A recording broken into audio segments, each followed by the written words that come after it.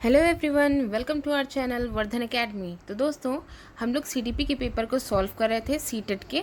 ठीक है, तो दो जो पेपर थे जो कि 28 और 29 दिसंबर वाला था, दिसंबर 2022। ठीक है, ये दोनों पेपर हमारे क्लियर हो चुके थे और आज की इस वीडियो में हम लोग जो 9 जनवरी को हुआ है पेपर उसे डिस्कस करेंगे। ठीक है, 9 जनवरी 2023। तो चलिए स्टार्ट करते हैं। ओके, तो देखिए यहाँ पे फर्स्ट क्वेश्चन है हमारा। बाल विकास के क्षेत्र में हाल ही के सिद्धांत यह सुझावित करते हैं कि विकास प्रभावित होता है आनुवंशिकता से, शिक्षा से, संस्कृति से, सामाजिक नीतियों से। तो यहाँ पे 4 ऑप्शंस दिए गए हैं। देखिए, अगर हम सही करेक्ट आंसर देखें और वो भी हाल ही के सिद्धांत के अनुसार, तो यहाँ पे बाल विकास के जो क्षेत्र हैं उनको 2 कारकों में डिवाइड किया गया है। एक है आंतरिक कारक और एक है बाह्य कारक। ठीक है, आंतरिक कारक में क्या क्या आते हैं? वंशानुगत आते हैं, बुद्धि, सामाजिक प्रकृति, शारीरिक कारक और संवेगात्मक कारक। ये हमारे किस में आ जाएंगे? आंतरिक कारक में।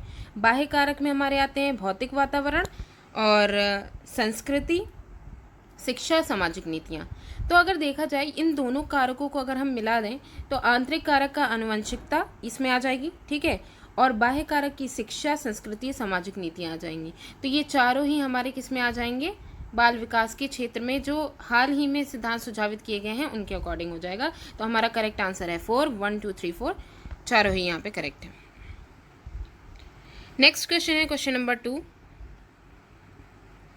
इसमें देखिए, बच्चों का विकास किस प्रकार होता है?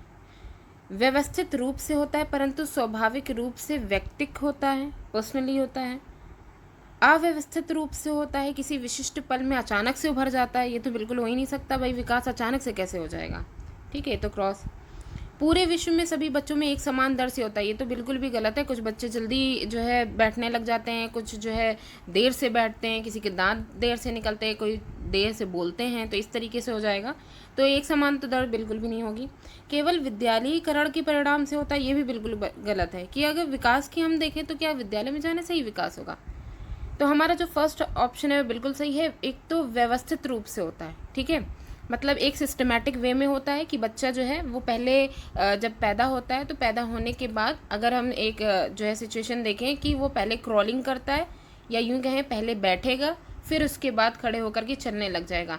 ऐसा नहीं होगा कि क्रॉलिंग के साथ साथ वो चलने ही लग जाए, ऐसा नहीं होता है। ठीक है, तो ये व्यवस्थित रूप से होगा परंतु स्वाभाविक रूप से व्यक्तित होगा, मतलब पर्सनली सभी बच्चों में अलग अलग तरीके से होता है। किसी में जल्दी होता है, किसी में देर होता है, ऐसे। नेक्स्ट क्वेश्चन है क्वेश्चन नंबर 3। इसमें देखिए, छोटे बच्चों में समाजीकरण का डैश प्राथमिक कारक संस्था है और डैश द्वितीय कारक संस्था है। तो पहला ऑप्शन है परिवार पुस्तकालय, अभिभावकों का कार्यस्थल आस पड़ोस, संचार माध्यम परिवार, कानून और धार्मिक संगठन। तो देखिए, छोटे बच्चों का अगर समाजीकरण देखें तो समाजीकरण की जो कारक एक तरीके से दिए गए हैं, या यूं कहें कि समाजीकरण की जो संस्था प्राथमिक, द्वितीय, तृतीय, ये इस तरीके से दी गई है। तो प्राथमिक संस्था हमेशा परिवार होती है, यानी बच्चा सबसे पहले जो सीखता है समाज की चीज़ें वो अपने परिवार वालों से सीखता है, बात करने का तरीका या जो भी चीज़ें हैं। ठीक है, तो पहला तो यही हो जाएगा कि समाजीकरण का जो प्राथमिक कारक या संस्था वो क्या है? परिवार। और दूसरा क्या हो जाएगा? द्वितीय कारक फिर पुस्तकालय। उसके बाद वो स्कूल में जाकर के सीखता है। स्कूल, यहाँ पुस्तकालय लाइब्रेरी बोला गया, लेकिन वही लाइब्रेरी हमें कहाँ मिलेगी? स्कूल में मिलेगी। ठीक है, बाकी सब में जो प्रथम है वो तो जो संचार माध्यम ये सब दिए गए तो गलत ही है। ठीक है, तो फर्स्ट ऑप्शन हो जाएगा। Question number 4। इसमें देखिए, जीन पियाजे के संज्ञानात्मक विकास के सिद्धांत के अनुसार अधिकांश बच्चे किस अवस्था में बीते हुए समय, वर्तमान और भविष्य के बारे में स्पष्ट रूप से समझ बना लेते हैं? यहाँ समझ बनाने की बात हो रही है। ठीक है, संवेदी गत्यात्मक और पूर्व संक्रियात्मक, मूर्त संक्रियात्मक, औपचारिक संक्रियात्मक। तो हम लोग ने जो पिछले पेपर्स थे उनमें भी हम लोग ने जीन पियाजे की जो स्टेजेस थी उनको पढ़ा था। ठीक है, यहाँ पे मेनली हमें बस इसका आंसर देखना है कि ये जो टाइम ड्यूरेशन बता रहे हैं कि वर्तमान समय और जो है बीता हुआ समय, भविष्य के समय में जो वो अंतर समझ पा रहा है, ये किस में होता है? तो ये मेनली हमारा जो करेक्ट आंसर है वो है मूर्त संक्रियात्मक, जिसे कॉन्क्रीट ऑपरेशनल बोलते हैं। इसकी टाइम ड्यूरेशन 7 to 12 ईयर होती है। ठीक है, इसी में ही बच्चा सही तरीके से तार्किक चिंतन एक तो करने लग जाता है, और अगर तार्किक चिंतन कर रहा है तो जाहिर है इसमें वो भूत, वर्तमान और भविष्य में अंतर भी स्पष्ट कर लेगा। ठीक है, नेक्स्ट है, जीन पियाजे के सिद्धांत में चिंतन की बुनियादी निर्मितियों को किस रूप में जाना जाता है? जो यहाँ पे थिंकिंग प्रोसेस दी गई है, जैसे यहाँ पे इंग्लिश में देख लीजिए, जीन पियाजे theory the basic building block of thinking are referred to as. तो इसमें क्या ऑप्शन हो जाएगा? सहज क्रियाएं, स्कीमा, संकेत, अवधारणाएं। तो देखिए इसमें करेक्ट आंसर जो हमारा है वो स्कीमा है, क्योंकि जीन पियाजे ने स्कीमा को ही जो है अपनी जितनी जो थ्योरी ली है उसमें स्कीमा को ही पॉइंट आउट किया है। स्कीमा होता क्या है? ये मेनली एक स्कीम है जो हमारे जो पिछले अनुभव होते हैं उनसे रिलेट करके आगे के काम को सफल बनाने में इसका यूज़ किया जाता है। ठीक है, तो एक तरीके से ये पिछले अनुभवों पर आधारित होती है स्कीमा। ठीक है, नेक्स्ट है क्वेश्चन नंबर 6। इसमें है, लेव वाइगोत्स्की के सिद्धांत के अनुसार डैश विकास को डैश आकार देता या देते हैं? सामाजिक अनुवंशिक कारक, संज्ञानात्मक संस्कृति, भावात्मक प्राकृतिक कारक, शारीरिक या संवेग। तो देखिए इस क्वेश्चन का जो करेक्ट आंसर है वह है सेकंड, संज्ञानात्मक और संस्कृति। ठीक है, अगर हम लेव वाइगोत्स्की के अकॉर्डिंग देखें तो उन्होंने ये बोला कि बालक में जो संज्ञानात्मक विकास होता है, मतलब मेनली जो वाइगोत्स्की हैं इन्होंने जब बालकों में संज्ञानात्मक विकास की बात करी, संज्ञानात्मक विकास की बात पियाजे ने भी करी है, इन्होंने भी करी है, लेकिन इन्होंने क्या किया है, इन्होंने भाषा पर ज़्यादा जोर दिया है, समाज संस्कृति पर ज़्यादा जोर दिया है। तो इनके अकॉर्डिंग जो संज्ञानात्मक विकास जो होता है बच्चे में, ठीक है, उसके लिए उसका संज्ञानात्मक विकास का संबंध सांस्कृतिक जितने भी सांस्कृतिक जो चीज़ें होती हैं उनके बीच में होता है। ठीक है, तो ये जो आयाम है कि संज्ञानात्मक जो विकास है उसका सांस्कृतिक जितने भी आयाम है या संबंध है उनके साथ जो मतलब कि उनके साथ जो रिलेशन बताया गया, इसको इम्पॉर्टेंटली यहाँ पे बताया है इन्होंने। तो यहाँ पे ये जो बोला है, लेव वाइगोत्स्की के सिद्धांत के अनुसार संज्ञानात्मक विकास को संस्कृति आकार देती है। नेक्स्ट क्वेश्चन है क्वेश्चन नंबर 7। इसमें भी वाइगोत्स्की का है। लेव वाइगोत्स्की की संज्ञानात्मक विकास की प्रक्रिया में किसकी भूमिका पर बल दिया है? भाषा, संज्ञानात्मक द्वंद्व, सहज क्रियाएं, स्कीमा। भाषा पर ज़्यादा जोर दिया है। ठीक है, तो करेक्ट आंसर भाषा हो जाएगी। नेक्स्ट है क्वेश्चन नंबर 8। यहाँ पे है नैतिक विकास का सिद्धांत। लॉरेंस कोहलबर्ग नैतिक विकास के सिद्धांत के प्रतिपादक हैं। ठीक है, कोहलबर्ग के साथ साथ किसके द्वारा प्रतिपादित किया गया है? मतलब यहाँ पे नैतिक विकास का जो सिद्धांत है वो कोहलबर्ग जो है उन्होंने तो दिया है, इसके अलावा भी कोई इसमें इन्वॉल्व है? तो देखिए लेव वाइगोत्स्की हैं, जेरोम ब्रूनर हैं और जीन पियाजे हैं, BF स्किनर हैं। तो अगर हम यहाँ पे बात करें तो जीन पियाजे की बात करते हैं। ठीक है, क्योंकि नैतिक विकास का जो टर्म है वो जीन पियाजे ने भी अपने उसमें लिया है, लेकिन कोहलबर्ग का जो नैतिक विकास का सिद्धांत है वो पियाजे का जो सिद्धांत है उसका एक संशोधित रूप है। यानी पियाजे ने जो नैतिक विकास का सिद्धांत दिया गया था, कोहलबर्ग जब आए तो उन्होंने उसी में ही इम्प्रूवमेंट करके अपना सिद्धांत दिया। ठीक है, तो इसलिए जो दूसरे हो जाएंगे वो जीन पियाजे हो जाएंगे। क्वेश्चन 9 है, एक अध्यापक को अपनी शिक्षण शास्त्रीय प्रविधियों के बारे में किस प्रकृति का होना चाहिए? ठीक है, देखिए तो एक जो टीचर है वो जो पेडागोजीज यूज़ करेगा, शिक्षण शास्त्रीय प्रविधियाँ, तो वो किस तरीके की होनी चाहिए? दृढ़ होनी चाहिए, मतलब बहुत कठोर होनी चाहिए, गैर लचीला होना चाहिए, उसमें फ्लेक्सिबिलिटी नहीं होनी चाहिए, लचीला होना चाहिए, अनजान होनी चाहिए। तो भाई ये शिक्षण जो शास्त्रीय प्रविधियां हैं ये अगर लचीली होंगी, फ्लेक्सिबल होंगी, तभी तो अलग अलग तरीके से हम इसका यूज़ कर सकते हैं। मतलब एक ही जो है प्रोसेस को हम अलग अलग तरीके के बच्चों पे अप्लाई भी कर सकते हैं। ठीक है, फ्लेक्सिबिलिटी की इम्पोर्टेंस यहाँ पे ज़रूरी है। ठीक है, नेक्स्ट है क्वेश्चन नंबर 10। क्वेश्चन 10 में है, बुद्धि लब्धि IQ परीक्षणों की आलोचना प्रायः क्यों की जाती है? ये जो IQ परीक्षण हुए थे इनकी आलोचना क्यों की गई? कौशलों की विस्तृत श्रृंखला को मापने की उनकी क्षमता, प्रत्यक्ष रूप से पाश्चात्य संस्कृति के प्रभाव से ग्रसित, बुद्धि पर सामाजिक प्रभाव का अवबोधन, या संज्ञान पर भावनाओं के प्रभाव का अतिशय प्राक्कलन। ओके, तो यहाँ पे देखिए, यहाँ देखिए क्वेश्चन नंबर 10 का जो करेक्ट आंसर है वो है ऑप्शन 2, प्रत्यक्ष रूप से पाश्चात्य संस्कृति के प्रभाव से ग्रसित। यानी कि ये जो IQ है, इंटेलिजेंस क्वेश्चन टेस्ट, ये यहाँ पे बोला गया ना, परीक्षणों की आलोचना प्रायः क्यों की जाती है। पहली बात तो ये किससे ग्रसित होता है, पाश्चात्य संस्कृति यानी कि वेस्टर्न कल्चर से। अब यहाँ पे इसकी आलोचना क्यों की जा रही है, आलोचना इस वजह से की जा रही है, जब हम बुद्धि परीक्षणों को देखते हैं तो हमें उसमें सांस्कृतिक पूर्वाग्रह देखने को मिलता है। यानी उसमें इतना वो दृढ़ पूर्वाग्रह होता है कि हम यहाँ पे देख रहे होते हैं कि जो है, जो श्वेत मध्यम वर्ग होते हैं वो इंटेलिजेंस में काफ़ी ज़्यादा जो है अच्छे होते हैं। यानी हम यहाँ पे इंटेलिजेंस की बेस पे देखें तो जो इंग्लिश मैन होते हैं, ठीक है, या जो अंग्रेज़ बोला जाता है, वो जो है मेंटली बहुत स्ट्रांग होते हैं, ठीक है, उनका IQ बहुत अच्छा होता है, बहुत हाई होता है उनका IQ। तो यहाँ पे हम ये देख सकते हैं कि जो है श्वेत और काले में पक्षपात एक तरीके से दिखाए गए। तो IQ को इसी वजह से यहाँ पे इसकी आलोचना भी की गई है, क्योंकि ये पाश्चात्य संस्कृति को ज़्यादा जो है मतलब उसको प्रेजेंट कर रहा है एक तरह से, ठीक है। नेक्स्ट क्वेश्चन है क्वेश्चन नंबर 11। क्वेश्चन 11 में है, यहाँ पे कथन और कारण दिया गया। कथन में है, जब कोई विद्यार्थी किसी दिए गए प्रश्न का हल ढूंढने की प्रक्रिया में जूझ रहा है, ठीक है, तो अध्यापक को उसे अपने विचार मौखिक तौर पर अभिव्यक्त करने के लिए प्रोत्साहित करना चाहिए। यानी कि जो अध्यापक हैं, अगर कोई हल नहीं ढूंढ पा रहा है लेकिन उसके दिमाग में वो चीज़ है कि कोई आइडिया है उसके माइंड में, ठीक है, तो अध्यापक का ये कर्तव्य बनता है कि मौखिक तौर पर वो उसको इस बात के लिए सराहना करें कि वो मौखिक तौर पर वो उसको अभिव्यक्त करें। तर्क यहाँ पे क्या दिया गया है, अधिगम तब अधिक प्रभावशाली होता है जब अध्यापक विद्यार्थियों से सफलता की कम से कम अपेक्षा करते हैं।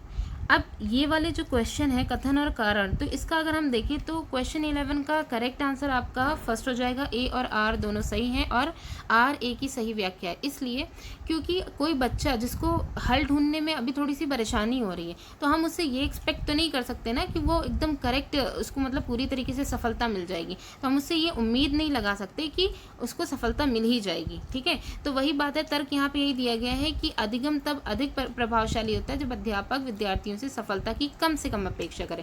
एटलीस्ट वो थोड़ा तो करें, मतलब बच्चा कोशिश अगर कर रहा है तो वो थोड़ी तो कोशिश करे। यहीं पे ही उसको आगे उसका जो सीखने की प्रोसेस होती है वो और भी ज़्यादा प्रभावशाली हो जाती है, ठीक है। तो यहाँ पे कथन और कारण दोनों ही सही बताया गया है। कथन में ये कहा गया है कि जो है अध्यापक जो है वो उसके लिए आसानी पैदा करें, और कारण ये बताया गया है कि उससे उतनी ज़्यादा एक्सपेक्टेशन ना करें कि वो एकदम कम्प्लीटली सही आंसर देगा, ठीक है। अब यहाँ पे ये क्वेश्चन नंबर 12 है, ठीक है। क्वेश्चन नंबर 12 में देखिए, इसमें बोला गया जेंडर डैश निर्मित है जबकि लिंग डैश निर्मित है, ठीक है, मतलब निर्मिती है। तो यहाँ पे पहला दिया गया सामाजिक या जैविक, सामाजिक या नैतिक, नैतिक या सामाजिक, जैविक या सामाजिक, ठीक है। तो अगर हम देखें तो यहाँ पे जेंडर जो बताया गया है, मेल फीमेल या न्यूट्रल जेंडर जो बोला गया है, ये क्या है, समाज की तरफ से दिया जाता है कि वो जो है मतलब कि वो लड़की है वो लड़का है, इस तरीके से मतलब ये सामाजिक तौर पे इसको डिनोट होता है। लेकिन अगर हम लिंग की बात करें, जिसमें स्पेशली ये बता दिया जाता है कि XX जो है वो किसका होता है, गर्ल का होता है, XY जो होता है वो किसका होता है, बॉय का होता है। तो ये क्या होता है, जैविकली बायोलॉजिकल ये जो है मतलब कि ये डिसाइडेड होता है, ठीक है। तो लिंग जो होता है वो जैविक होता है, जेंडर सामाजिक होता है। नेक्स्ट है क्वेश्चन 13। इसमें है, एक अध्यापक को सभी के लिए अधिगम सहज सुगम बनाने के लिए अधिगम प्राथमिकताओं में व्यक्तित्व विभिन्नताओं के प्रति क्या करना चाहिए। मतलब अध्यापक का यहाँ पे ये कर्तव्य हो रहा है कि वो अधिगम को बहुत आसान करे, सहज और सुगम बनाए, ठीक है। तो उसे क्या करना चाहिए, उन्हें महत्वपूर्ण मानना चाहिए कि ये जो भी वो मतलब यहाँ पे बोल रहा है ना, अधिगम प्राथमिकताओं में व्यक्तित्व विभिन्नताओं के प्रति क्या करना चाहिए, क्योंकि एक ही क्लास में समावेशी शिक्षा में अलग अलग तरीके के जो है वहाँ पे बच्चे होंगे, तो उनकी व्यक्तित्व विभिन्नताओं पर से इस पर से क्या सोचना चाहिए। उन्हें महत्वपूर्ण मानना चाहिए, उनको अनदेखा करना चाहिए, उनको मिटा देना चाहिए, या फिर दमन कर देना चाहिए। तो अगर देखें तो यहाँ पे ये 3 ऑप्शन तो बिल्कुल नेगेटिव है कि उनको अनदेखा कर देना चाहिए। भाई जब व्यक्तित्व विभिन्नताएं हैं तो हम अनदेखा क्यों कर देंगे, फिर समावेशी शिक्षा का मतलब क्या, उनको मिटा ही देंगे तो फिर प्रॉब्लम के उभरने का फ़ायदा ही क्या, ठीक है। दमन करना, ये तीनों नेगेटिव पॉइंट है। तो हमारा करेक्ट आंसर क्या है, उन्हें महत्वपूर्ण मानना चाहिए ताकि हम उसका सोल्यूशन निकाल सकें। नेक्स्ट है क्वेश्चन 14। इसमें है आकलन का मुख्य उद्देश्य क्या होना चाहिए, असेसमेंट का। विद्यार्थी के अंकों की व्यापकता का पता लगाना, विद्यार्थियों की सीखने की प्रगति के प्रति समझ बनाना, संभव असफल और सफल विद्यार्थियों की पहचान करना, विद्यार्थी को ग्रेड मान देना। देखिए आकलन का अगर हम मेन प्रोसेस यहाँ पे देख लें, ठीक है, तो आकलन का सिंपल ये मकसद नहीं होता है कि जो है कि बच्चा जो है वो क्या कर रहा है। मतलब एक क्लास में अगर हम आकलन हम तभी भी कर सकते हैं कि अगर कोई टीचर एक क्लास में गया, उसने कोई भी एक टॉपिक या कोई पोएम पढ़ाई है, तो पोएम पढ़ाने के बाद बच्चे कितना इंगेज हुए उस क्लास में, और उनसे जब क्वेश्चन पूछा गया उस पोएम से रिलेटेड और उन्होंने कितना रिस्पॉन्स दिया, ये उसी समय ही डिसाइड, वहाँ पे उस समय आकलन किया जाता है कि कितना उन्होंने इसका रिस्पॉन्स दिया।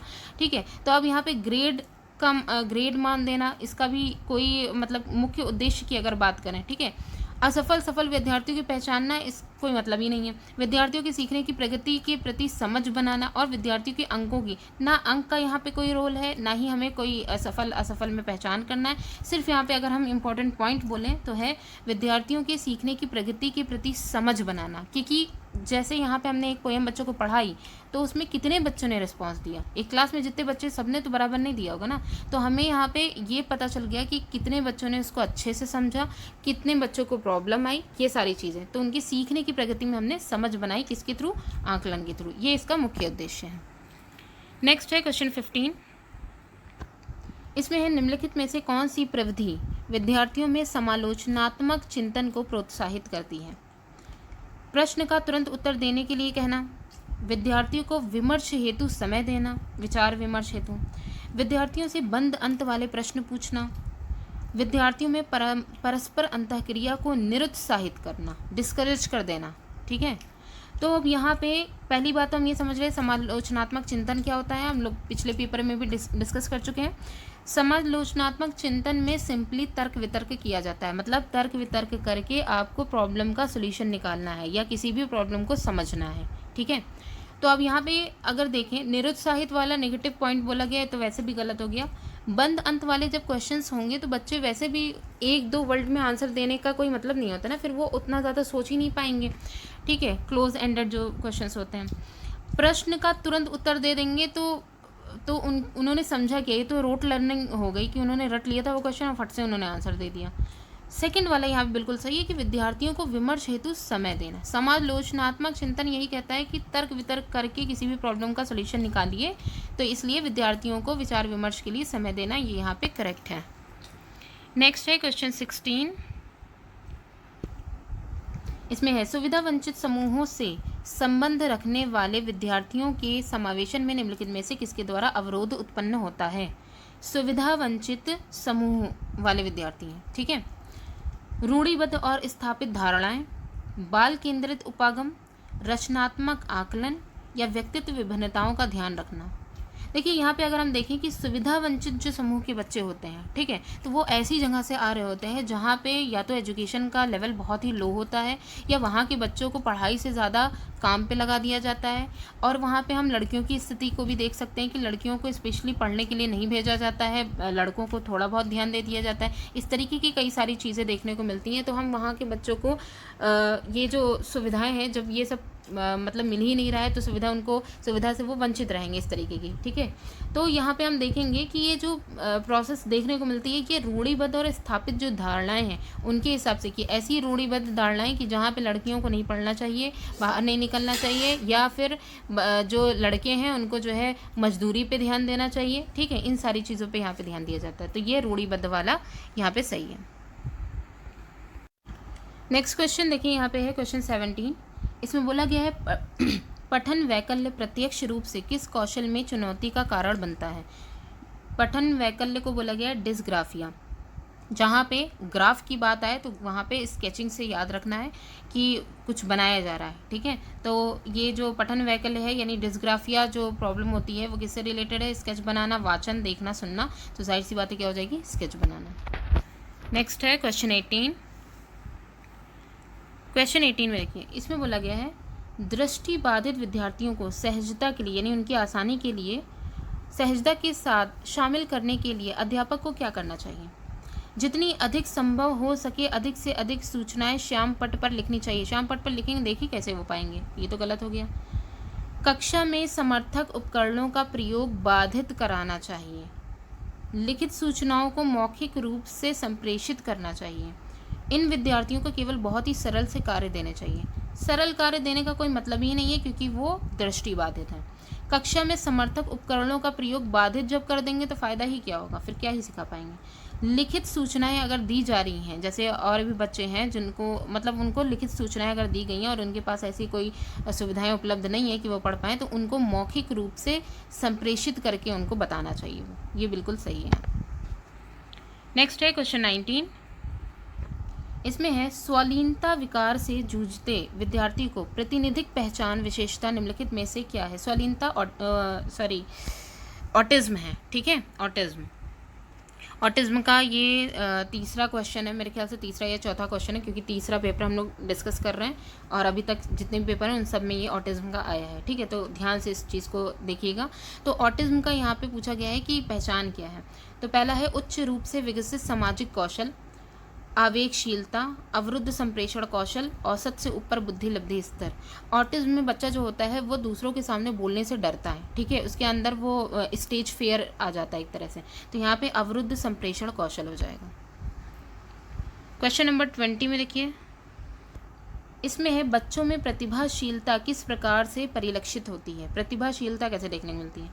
बुद्धि का निम्न स्तर, बोधगम्यता का उच्च स्तर, कार्यों को आसानी से छोड़ देना, छोटे छोटे कार्यों को ध्यान केंद्रित कर पाने की अक्षमता। मतलब यहाँ पे डिसेबिलिटी की एक तरीके से बात की जा रही है, ठीक है। तो देखिए इस वाले क्वेश्चन का जो करेक्ट आंसर है वो है ऑप्शन 2, बोधगम्यता का उच्च स्तर, हाई लेवल ऑफ कॉम्प्रीहेंशन, क्योंकि यहाँ पे प्रतिभाशीलता की बात करी जा रही है। तो प्रतिभाशाली जो बच्चे होंगे उनके अंदर क्या होगा, बोधगम्यता का उच्च स्तर दिखाया जाएगा। बाकी पॉइंट यहाँ पे नेगेटिव है क्योंकि बुद्धि का निम्न स्तर होगा तो प्रतिभाशाली कैसे होंगे। कार्यों को जब छोड़ ही देंगे तो करेंगे क्या, फिर उनके प्रतिभाशाली होने का फ़ायदा क्या। छोटे छोटे कार्य को ध्यान केंद्रित, एक तो छोटे कामों पे ध्यान केंद्रित करें और दूसरा उसमें अक्षमता दिखाई जा रही है, नेगेटिव वर्ड है। तो आंसर क्या हो जाएगा, ऑप्शन 2। नेक्स्ट है क्वेश्चन 21। इसमें कथन कारण दिया गया है, तो पहले कथन देख लेते हैं। देखिए इसमें अभी कथन में है, विद्यालयों को नवीन ज्ञान के सृजन की ओर लक्षित पाठ्यचर्या पर बल देना चाहिए। ये बात बिल्कुल सही है क्योंकि नया ज्ञान होगा तभी आगे बच्चों में और मतलब कि एक नया साहस आएगा, नई चीज़ सीखने को मेनली मिलेगा। तो विद्यालय का मेन रोल यहाँ पे यही होना चाहिए। तर्क क्या है, बच्चों में अध्यापक के सहयोग से नवीन ज्ञान के सृजन और उसकी व्याख्या करने की क्षमता होती है। देखिए बच्चों में क्रिएटिविटी ऑलरेडी होती है, बस अगर टीचर की तरफ से इनको और हेल्प मिल जाए तो वो और भी ज़्यादा इम्प्रूव होती चली जाती है।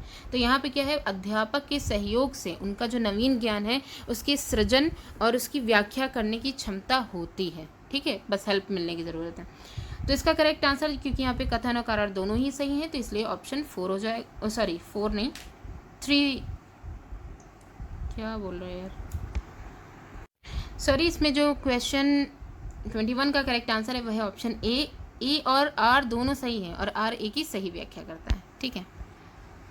नेक्स्ट है क्वेश्चन 22। इसमें है विद्यालयों को किस पर बल देना चाहिए। सीखी गई सामग्रियों को ज्यों का त्यों कह देना, ये तो मतलब इसमें कुछ भी क्रिएटिविटी नहीं हो रही है, इसमें कोई इम्प्रूवमेंट नहीं है, प्रोग्रेस यहाँ पे देखने को नहीं मिल रही है। पाठ्य पुस्तक से सीखना, संदर्भ रहित अधिगम, रचनात्मक अधिगम। देखिए विद्यालय जो है वो सबसे ज़्यादा अगर जो बल देता है वो क्रिएटिविटी पे बल देता है, ठीक है, क्रिएटिविटी ही प्रोग्रेसिव स्किल पर ध्यान देती है, ठीक है। तो रचनात्मक अध्ययन यहाँ पे हो जाएगा। 23 क्वेश्चन 23। इसमें है प्रेरक अधिगम परिवेश सृजित करने के लिए क्या महत्वपूर्ण है। प्रेरक अधिगम जो होता है जिसे हम कहते हैं कंडक्टिव लर्निंग, ठीक है, ये जो कंडक्टिव लर्निंग एनवायरनमेंट होता है वो किस लिए इम्पोर्टेंट होता है। स्व अधिगम के लिए अवसरों को कम कर देना, स्व आकलन हेतु अवसर देना, विद्यार्थियों में प्रतियोगी भावना को बढ़ावा देना, मानकीकृत पाठ्यचर्या का अनुसरण करना। तो 23 का जो करेक्ट आंसर है वो है ऑप्शन 2, स्व आकलन हेतु अवसर देना। तो प्रेरक अधिगम परिवेश जो होते हैं ये स्व आकलन यानी सेल्फ असेसमेंट, अपने आप का खुद ही असेसमेंट करना, इसका वो अवसर देते हैं। तो इसमें ये कहा जाता है कि ये आकलन वाले में कि टीचर्स और स्टूडेंट दोनों ही ये काम कर सकते हैं। ठीक है, नेक्स्ट है क्वेश्चन नंबर 24। इसमें भी कथन कारण दिया गया है। देखिए इसमें कथन है, अध्यापक को चाहिए कि वह विद्यार्थियों को योग्यता का सत्व संबंधी परिप्रेक्ष्य विकसित करने के लिए प्रोत्साहित करे।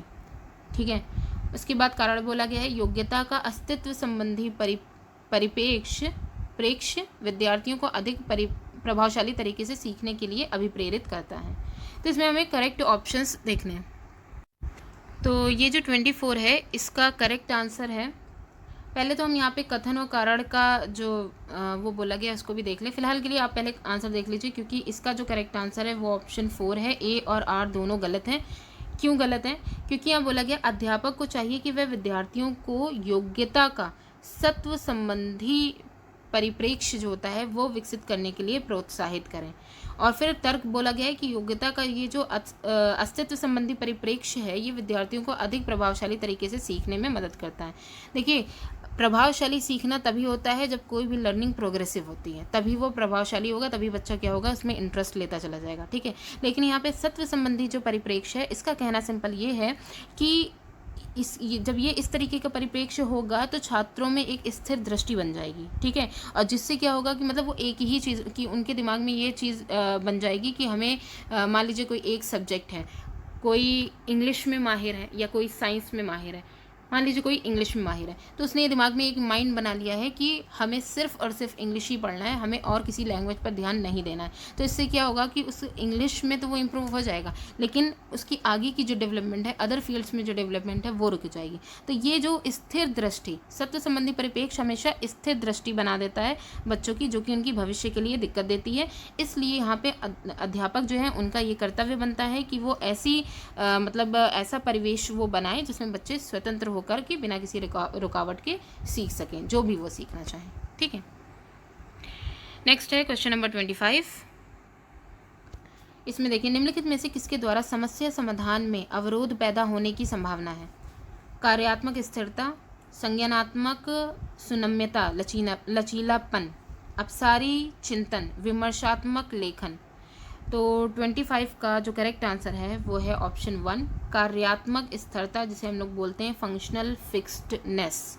जब भी कोई भी कार्य फिक्स्ड होता है तो उसमें क्या होता है कि क्या बोल रहे हैं, समस्या समाधान में अवरोध पैदा होगा, क्योंकि जब हम उसमें एक ही फिक्स ही चीज़ को फॉलो कर रहे हैं तो हम आगे मतलब अगले स्टेप की अगर जो प्रॉब्लम आएगी उसको कैसे सॉल्व करेंगे, है ना। मतलब अगर हम कई सारे मेथड्स का यूज़ करके किसी भी प्रॉब्लम को सॉल्व कर रहे हैं तो हमारे सामने चाहे जितनी भी चुनौतियाँ आएँ उसे सॉल्व कर लेंगे हम लोग। ठीक है, तो ये कार्यात्मक स्थिरता नहीं होनी चाहिए मेनली। क्वेश्चन नंबर 26,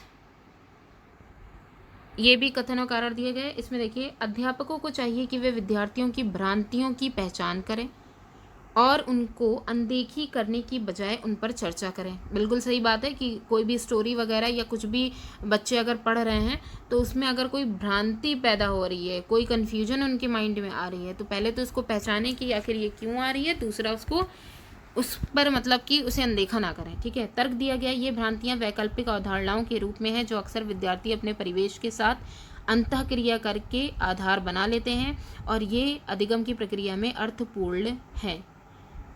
तो देखिए, यहाँ पे जो क्वेश्चन 26 है इसका जो करेक्ट आंसर है वो ऑप्शन 1 है। ठीक है, ए और आर दोनों सही हैं और आर ए की सही व्याख्या है। देखिए, यहाँ पे कथन तो हमें बिल्कुल सही लग रहा था, क्योंकि अध्यापकों को विद्यार्थियों की भ्रांतियों को पहले पहचानना चाहिए और उसे अनदेखा नहीं करना चाहिए, इसका सोल्यूशन निकालना चाहिए। कारण यहाँ पे ये बताया गया है आखिर ये भ्रांतियाँ आती कैसे हैं, तो ये वैकल्पिक जितनी भी अवधारणाएँ होती हैं उनका ये एक रूप है जो अक्सर विद्यार्थी अपने परिवेश के साथ अंतःक्रिया जब करता है तो उसमें एक बेस बना लेता है, एक आधार बना लेता है। जैसे कि जो बच्चे होते हैं, ठीक है, जैसे मान लीजिए स्टूडेंट ने बना लिया कि जो लड़के होते हैं वो मैथ्स ईजिली सॉल्व कर लेते हैं, ठीक है, या फिर लड़के जो होते हैं वो मैकेनिक वाली जितनी भी फील्ड्स होती हैं उनमें ईजिली वो शेफ़ नहीं बन सकते। खाना अच्छा लड़कियां बना लेती हैं और लड़के मैथ्स या मैकेनिक वाली फील्ड में अच्छे जा सकते हैं। ठीक है, ये एक उन्होंने एक आधार बना लिया। जबकि क्या होता है कि मतलब एक तरीके से ये जो उनके अंदर माइंड में जो कन्फ्यूजन है इसको टीचर्स को क्या करना चाहिए, इन भ्रांतियों को दूर करना चाहिए कि हो सकता है कि कुछ ऐसे लड़के हैं जिनके अंदर खाना अच्छा बनाने का टैलेंट है, तो उसमें क्या है कि अगर वो हेल्प करेंगे तो वो उसमें और भी ज़्यादा जो है इम्प्रूव हो जाएंगे। तो एक तरीके से ये जो भ्रांतियाँ होती हैं ये काफ़ी अर्थपूर्ण होती हैं, क्योंकि इन्हीं से ही आगे स्टेप में हम इम्प्रूवमेंट कर सकते हैं अदर फील्ड्स में। ठीक है, तो कथन कारण दोनों ही यहाँ पे सही हैं। नेक्स्ट क्वेश्चन है क्वेश्चन 27। इसमें है भावनाएं यानी इमोशन के बारे में कहा गया है। अधिगम को महत्वपूर्ण रूप से प्रभावित करती हैं, परंतु स्मृति पर इनका कोई प्रभाव नहीं पड़ता। अधिगम पर किसी प्रकार का प्रभाव नहीं डालती हैं, लेकिन स्मृति को महत्वपूर्ण रूप से प्रभावित करती हैं। अधिगम को महत्वपूर्ण रूप से प्रभावित करती हैं, साथ ही साथ स्मृति को भी। ना तो अधिगम को प्रभावित करती हैं, ना ही स्मृति को प्रभावित करती हैं। ठीक है, तो क्वेश्चन 27 का करेक्ट आंसर है ऑप्शन 3। भावनाएं यानी इमोशंस जो होती हैं वो क्या करती हैं, अधिगम को महत्वपूर्ण रूप से प्रभावित करती हैं, और साथ ही साथ जो स्मृति होती है इसको भी प्रभावित करती हैं। नेक्स्ट क्वेश्चन है 28। इसमें है विद्यार्थी सीखने के प्रति अभिप्रेरित होते हैं। सीखने के प्रति वो क्या है, मोटिवेटेड हैं, यदि कार्य कैसा हो, अप्रासंगिक हो, इररिलेवेंट हो, बिना किसी चुनौती वाला हो, उनके जीवन से संबंधित हो, या बहुत ही अमूर्त हो।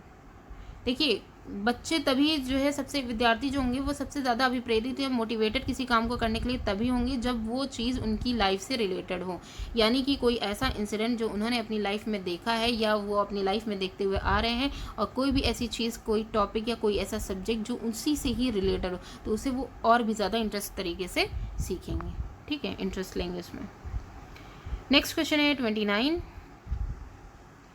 इसमें देखिए, विद्यार्थियों के अधिगम को सहज सुगम बनाने के लिए अध्यापक को क्या करना चाहिए।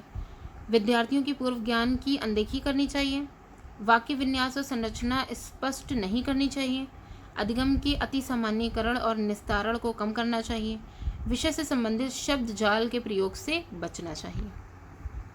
तो यहाँ देखिए, इस क्वेश्चन का जो करेक्ट आंसर है 29 का वो है ऑप्शन 4, विषय से संबंधित शब्द जाल के प्रयोग से बचाना चाहिए। विद्यार्थियों के अधिगम को सहज सुगम बनाना है। देखिए, अध्यापक का काम क्या था कि पहले ये होता था कि खाली वो प्रेषक की तरह काम करते थे, बोल करके चले जाते थे, लेकिन अब के समय में क्या है कि अब जो अध्यापक है उनका काम खाली प्रेषक या प्रसारक की तरह नहीं रह गया, बल्कि उनका ये भी काम है कि वो एक उत्प्रेरक की तरह जो है काम करें। ठीक है, एक ऐसा उत्प्रेरक बने कि बच्चे जो है कैटलिस्ट, मतलब बच्चों के अंदर सीखने की क्षमता और भी ज़्यादा बढ़े। ठीक है, उनके अंदर सीखने की क्षमता को बढ़ाने का वो काम करें, उनके लिए जो कठिनाइयाँ हैं या जो भी वो स्टडी का मटेरियल जो कुछ भी है वो उनके लिए आसानी जो है पैदा करें।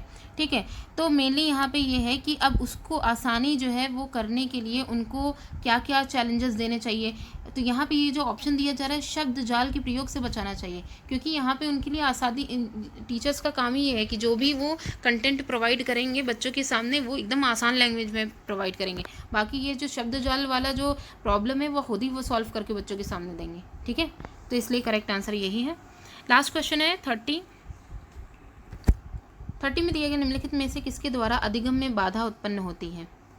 पहले पढ़ाए गए विषय से ज्ञान को संबद्ध करना, अधिगम में बाधा उत्पन्न होती है, इस पर ध्यान दीजिएगा। विद्यालयी संस्कृति से विमुखता का भाव, बहुसंवेदी उपागम का क्रियान्वयन, रचनावाद पर आधारित शिक्षण शास्त्रीय प्रविधियाँ। तो देखिए, क्वेश्चन 30 का करेक्ट आंसर जो है वो है ऑप्शन 2, विद्यालयी संस्कृति से विमुखता का भाव, अधिगम में बाधा उत्पन्न हो सकती है। ठीक है, तो ये वाला कैसे है, क्योंकि विद्यालय की अगर संस्कृति की बात करें तो इसमें जो धारणाएं या फिर जो नियम, लिखित अलिखित नियम जो दिए जाते हैं, ठीक है, इन सभी चीज़ों से विद्यालय के जो कार्य हैं वो प्रभावित होते हैं। उनको मतलब विद्यालय को एक तरीके से एक स्ट्रक्चर प्रोवाइड करते हैं, जितने भी रूल्स एंड रेगुलेशंस बनाए जाते हैं। ठीक है, तो यही जो संस्कृतियाँ होती हैं यही विद्यालय की विमुखता जो है इसको उत्पन्न करती हैं, और ये विद्यालय की जो विमुखता है यही क्या करती है, अधिगम में बाधा उत्पन्न करती है। ठीक है, तो यहाँ पे ये जो चैप्टर था वो यहाँ पे मतलब पेपर जो था वो यहाँ पे कंप्लीट हो जाता है। ठीक है, इससे रिलेटेड किसी भी तरीके की कोई भी प्रॉब्लम हो कमेंट करके ज़रूर पूछिएगा। Thanks for watching.